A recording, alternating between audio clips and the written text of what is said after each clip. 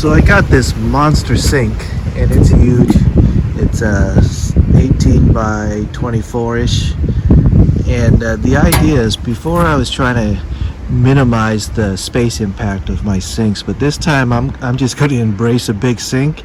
And the idea is that I'm going to double this sink as storage when I'm not using it as a sink, where I'll put my grill in here and a few other items. So in the past I didn't want a sink because the space it would consume, but now I'm just going to, as I say, embrace the sink and use it as storage space when I'm not using it as a sink. So now that I got the sink and I could measure the size, I need to create the facade to cover up the sink right here. I'm gonna put just a piece of plywood, and then I'm gonna make sure that I have plenty of room to open this up, because it doesn't pull out this time, it just opens straight up. So I need a big gap. I can't just put a shelf right there for extra storage or anything like that. I do need the space. Okay, so I changed the framing a little bit. I put in a sturdier piece of oak bar right here. I didn't like the way the other piece was. It just was a little too weak. So now I got the sink in, and I'm going to have this as a undermount sink instead of over, and I'll put the countertop right on top of this and then screw it in. So I made these cuts to the contour of the car the best I could. I'm still debating if I want to cut more here to have some storage space back there, because there's still a good amount of storage space there that I don't want to lose, but I guess I could access it kind of oddly from the side. But so what I need to do now is I need to cut the sinkhole and then sand everything down nice and smooth.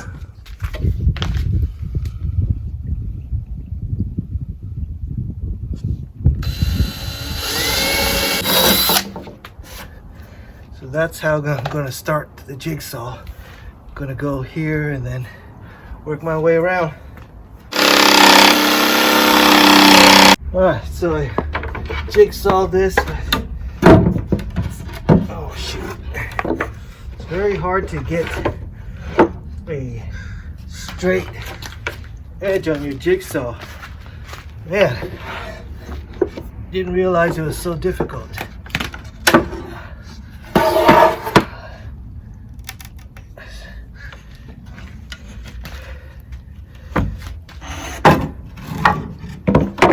There's my hole. Okay, so the reason why I wanted an undermount sink is that I wanted to be able to put in this piece and then have this countertop double as a bed. I'll just put a mattress for the second bed. But I don't know. After looking at my cuts, I just don't think it's that clean of a cut. Not really liking it. So what I'm going to do is I'll probably just do the overmount sink instead. Right, so if you could get past the sun glare, I think this looks better with that trim around it. I think I'll just find another way to put a board flush. That shouldn't be too hard. I'll figure something out. So what I'm going to do now is I'm going to sand off the edges and round it off and clean it up all the way around, sand it off, and then I'm going to seal the wood with a mineral oil so that it's a food grade, food safe sealant. So I'm going to seal it with this mineral oil right here. I'll leave a link in it for you if you're interested in food safe sealer. And it's for the countertop, you know, when I prepare food or anything like that, if anything touches it, I don't want it to touch any polyurethane or anything like that. Yeah, this is what they use to seal butcher blocks, cutting boards. So, you know, basically you just pour it in. Try to do this with one hand, but you just rub it in. And I'm gonna rub it everywhere. Alright, so I changed my mind yet again. I will go with the undermount sink, and the reason why it's important is that I got these large, extra large cutting boards, and I'll leave a link for the sink and the cutting boards if you're interested in the same type of setup. But the reason is I want to be able to put this cutting board flush on the countertop so that, you know, the whole countertop will be flush once I put the cutting boards in. I know it's confusing what I'm trying to say, but you'll see it when I put it together. But it'll sit within the cut, and I'll be able to have a mattress go on top of this countertop as my second bed when I'm traveling with two people. So I want to have the option of traveling with two people and two people sleeping comfortably. My first bed over there, you know, it only sleeps one, and barely one at that. So this will double as my second bed, and I'll show you what I'm talking about. Okay, so when the countertop is in, I want to be able to rest these cutting boards on the edges that I have on the sink itself. Now the cutting boards, they're not exact. They're a little bit bigger, but I'll be able to trim it down. It's just wood. It's no big deal. I could either trim down the cutting boards or cut a bigger hole, but I'm going to do the easier thing and trim down the cutting board. And two of them doesn't fit exactly, so one I'll have to cut just the edge, and then the other one will have to cut the edge and a little bit of, you know, another side. And it'll act as a cutting board, but also, you know, maybe a tray for me to eat or something like that. I do use metal plates, so sometimes when I'm making something that's hot, you know, you can't put it on your lap because it's a little too hot. So, you know, eating on a tray is good. Okay, so let's do it.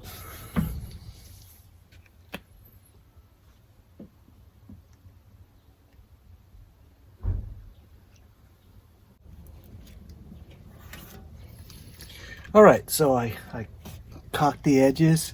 I'm going to clean it up in a second, but this is clear caulk, but it'll go on white and dry up clear. I think they do that just so that you could see better what you did and didn't do. So I'm going to clean this off, and then I'll show you what it looks like in a second. All right, so this is what the sink looks like, and then I'm going to put the cutting board right on top. And this sink, it's actually important that you don't get too deep of a sink. Well, I guess it's important for me that I didn't get too deep of a sink, because down here, all right, pushing the wrong button, but I couldn't get too deep of a sink because I needed this to open up like that for my refrigerator. So that's why I don't have this whole space filled up with the depth of, you know, with the sink.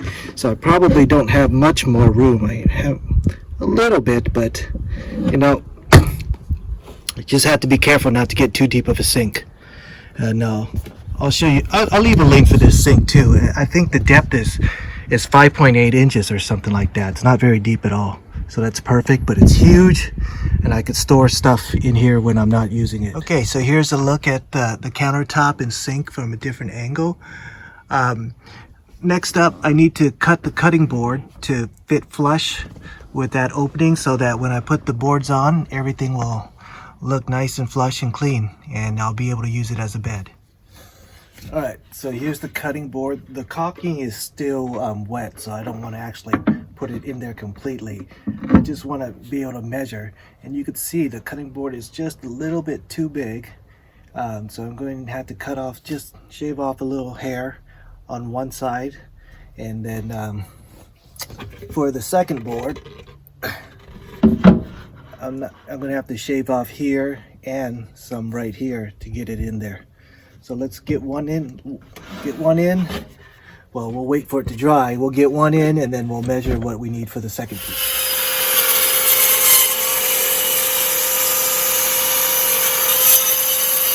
All right, so I have these two boards cut down. So one is cut on this side in addition to trimming on that side. Try to get this full camera view. And what I need to do now is get a hole, because of course it's going to be very hard for me to stick my finger in it and pry out these boards. And you could do it and lose a fingernail or something, but I'd rather not. So I'm going to put a hole right here so that I could access either board. So it's kind of like a half hole is the idea. All right, so there's my half hole. Get that guy out and that guy out easily. That's the way it looks. So next up, what I need to do is to do the plumbing for the sink and to put the water reservoir. I'm going to build it right here. So that's going to come on the next video. Okay, so just some tool tips on what I learned when I built this cabinet. And one of the things I learned is get a speed square. I actually don't have a speed square, and I ordered a speed square because I needed it. So every time you make a cut on something like this, a 2x4 or a little piece, if you have the speed square, it'll make your cuts a lot straighter instead of just eyeballing and trying to make it straight. I made a lot of cuts that went like this and that. So my speed square is on order. I'll leave a link to the cheap one I have on order. It's just a plastic thing. Another thing that I didn't use until the very end when I was cutting the cutting board is making a saw track. And if you don't have a track saw and you just got a circular saw that you go through, make a track.